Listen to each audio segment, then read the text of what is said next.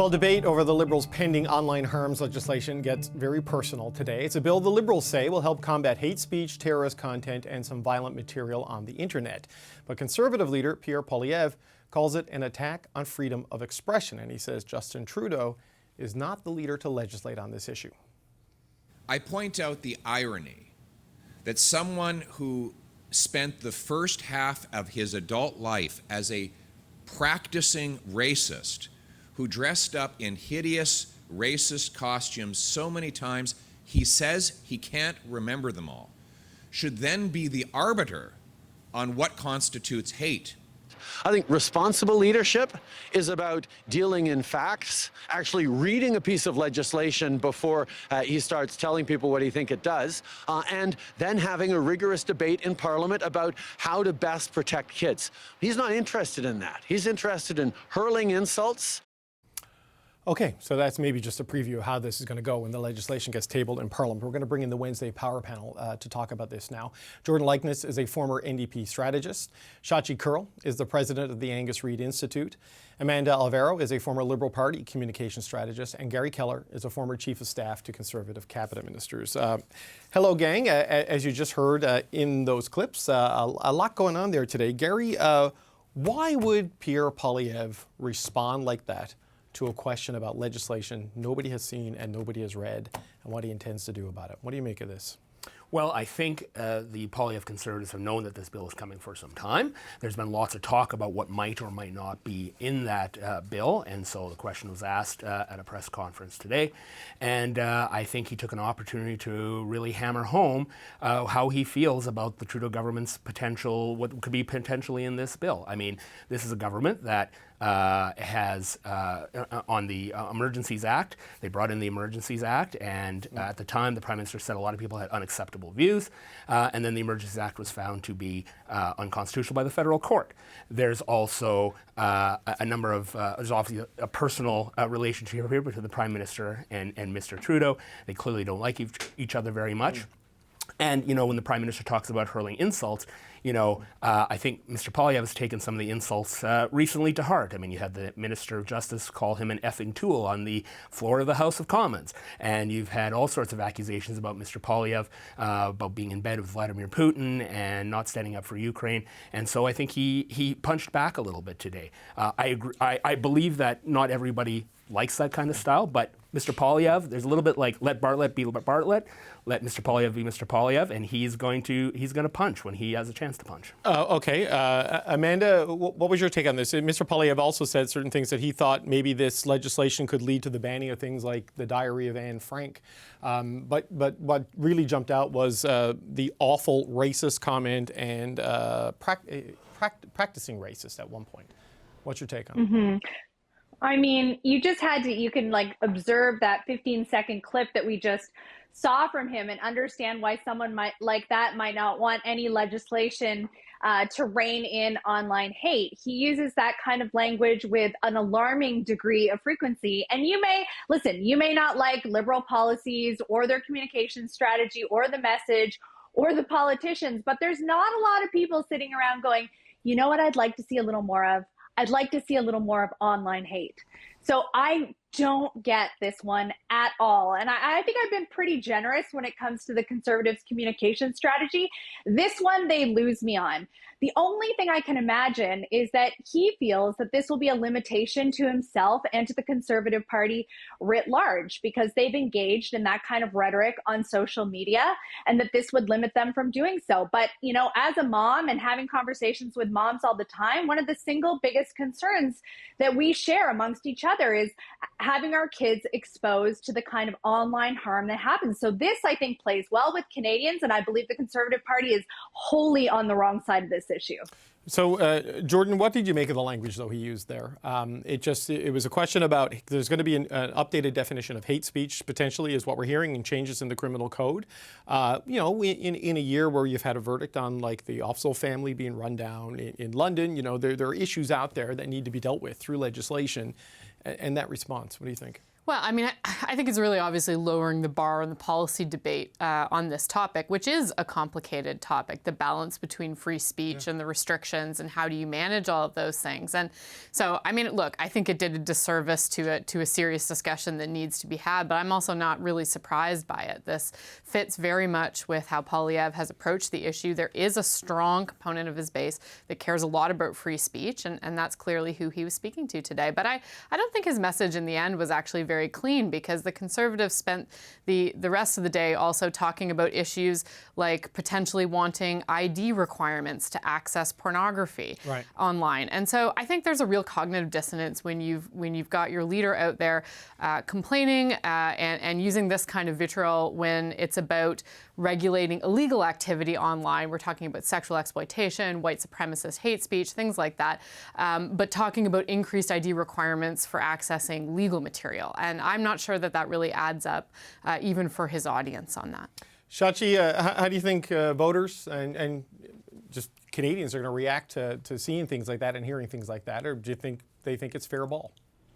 Depends which voters and depends which Canadians. Jordan's right. There is a significant amount of the Conservative base today that describes itself as anti-woke, free speech absolute, that would have, I think, some real, depending on whatever the legislation says. This is why today has been so confusing, because we don't know what's in the legislation. But depending on what's in there, there's a lot of Conservatives who would say, look, this is free speech restrictive, this goes too far, this is going to lead to a culture of self-censorship. That's the fear, or that's the concern. That's what Pierre Poilievre could have chosen to talk about today. There is, I think, probably an internal pressure with the opposition leader, who has actually displayed a remarkable amount of message discipline up until recently, really just continuing to pound the Prime Minister and the Liberal government on tactical failures and on cost of living issues and on housing issues and all of those things that have really resonated not only with Conservatives but with a lot of disaffected soft Liberals. Really important to remember that those disaffected soft Liberals are not drifting away from the Liberal Party over culture issues or around these types of issues, or as Amanda pointed out, around what's being put in front of their daughters on TikTok or online, and not just their daughters, but in most cases it's young girls, and dealing with the harms and the increased levels of depression and suicide and all those things. So here was a day when Pierre Poilievre could have made a lot of the same points without just tap dancing into some bizarre statements I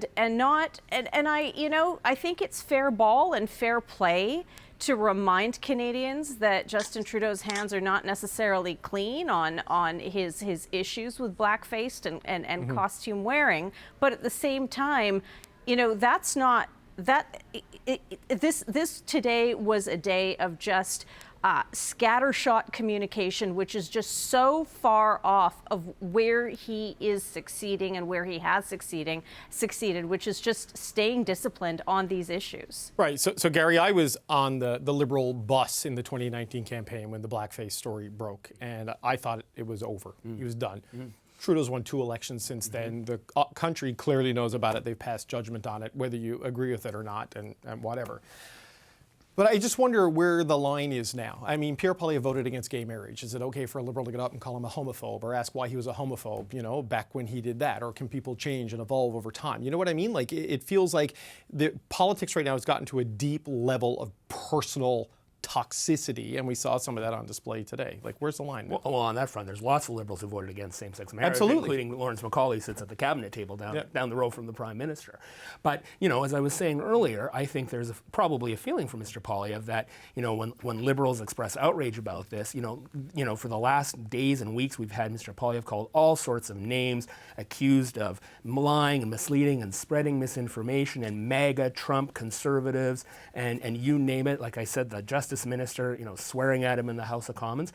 And I think that, in some ways, Mr. Poilievre is punching back. And I think in some ways, he is probably the only person in the Conservative caucus who can do that, who has the communications chops to do that. And people that in the Conservative Party accept that. Whether or not that is going to be a selling point to voters, that remains to be seen. But he's not afraid of going down that road. That's clear, and this will not be this will not be the only time that he brings that up. He is willing to throw a punch, and we'll see how the Liberals clap back. Yeah, well, I think Gary's exactly right that this is clearly, not only is he willing to do this, he loves this. He's here for this fight. Yeah. But I think that there's a real risk for him because it amplifies some of the negatives that we know that voters already hold or have suspicions about his motivations. And the other topic that he was out on today, of course, was the issue of trans people and trans women. Accessing women's spaces. And look, I think that in 2023 that we're having effectively a debate around bathrooms is a little bit absurd. And the risk there is that on these issues, he can look as though he's punching down. He can really look as though he's targeting somebody who's in a weak position. And I don't think that that's good for him ultimately. For an announcement that was about natural health products ostensibly, it certainly took a bit of a turn somewhere along the line. Right, and none of these things are about affordability, which is how he got his 20-point lead. Right, and the natural health product policy did not get a headline today, if that was, no. Well, but, look, there's a bunch of things we can talk about how those news conferences go. 5 questions, no follow-up. Very often Rebel News and True North are 2 of the questions. They're always there at the front of the line. But Amanda, on this, right, Gary's point, Pierre Poilievre is getting under Liberal skin. And, the effing tool line from Arif Farani that we withdrew and apologized for, you can see there is a lashing back. But, today felt different. I don't know if I'm right on that, but it seemed pretty aggressive. The Prime Minister didn't respond in kind, perhaps because he can't because of the reasons that we've outlined. But where does this lead, in terms of what the next election looks like and all the runway between now and then? Well, it looked like who got under whose skin today, and it was definitely Poilievre, and it was kind of like, will the real Poilievre please stand up? This harkened back to sort of the pre-rehabilitation effort, the $3 million ad campaign to work on his reputation and image, and this was much more of the attack dog style Poilievre that we saw that preceded that. And listen, when you cannot make a coherent, constructive argument, he lashes out to the kind of unsophisticated juvenile argument that you saw today. So I would say take a page from your regurgitated Mike Harris playbook of common sense and use some in an argument like this, because it was so low bar setting the standard and honestly playing into a lot of the critique and criticism that he faced prior to that big rehabilitation campaign. So Shachi, on that, this looks nothing like the jigsaw puzzle ad, and they've done a good job with their advertising campaign of softening some of those sharp edges, but those sharp edges on full display today. I mean, is there a potential risk there? Absolutely. It cuts back the wrong way. It cuts back in a way where he was already, let's just put the Prime Minister's net negatives aside in terms of his approval. Just put them aside. The PM at this stage over the last several years has been something of a lost cause on approval. But Pierre Poilievre is, the challenge for him, the challenge for the Conservatives is to be able to frame their leader as somebody likable. Yes, he is incredibly liked and people, particularly men over the age of 35, just really enjoy and adore that raw energy that he brings, but it cuts exactly the opposite way with women. They look at that almost twerpy bro punch throwing side of it and they go, no, no, dude, yes. No, this is not for us. And so, he can do all the jigsaw puzzles he wants to do. He can take a reasonable and coherent and cogent, maybe boring to him, fight to the Trudeau government over what exactly is going to be in that legislation and get the PM and the Liberals on the defensive and on the back end having to tap dance about what it all means, because I'm pretty sure they don't have really good explanations for it themselves right now. But instead he did this, and I don't get it. Yeah, so Gary, just a final word to you. I mean, to Shachi's point, women has been a historic weakness, women voters with Conservatives. The ads seem pretty much targeted at them. How do you think a moment like this plays with women voters? Well, it's a moment in time. We'll see if there's any impact on the polling. But right now, Mr. Poilievre has been meeting Mr. Trudeau for about 8 months in the polls because he has been focused on the issues that people really have been caring about: affordability, cost of living, housing. But when he strays off of that, it doesn't help. But you know what? At some point, people they want change. They're desperate for change, and a moment like this may not actually matter. They may say, yeah, he's got a few sharp edges, but you know what? We're so desperate for change, we need a guy who's going to stand up and be strong. Well, we'll see. Those women voters last in could be first out. So I think there's definitely some downside risk there for Poilievre if he continues to amplify his negatives, especially among that crowd. Okay, well, we know one woman. May say, oh, go ahead, Amanda. What did you want to say? sorry, and they may say, if you're going to show us who you really are, we'll believe you. If it walks like a duck and it acts like a duck, it might be one.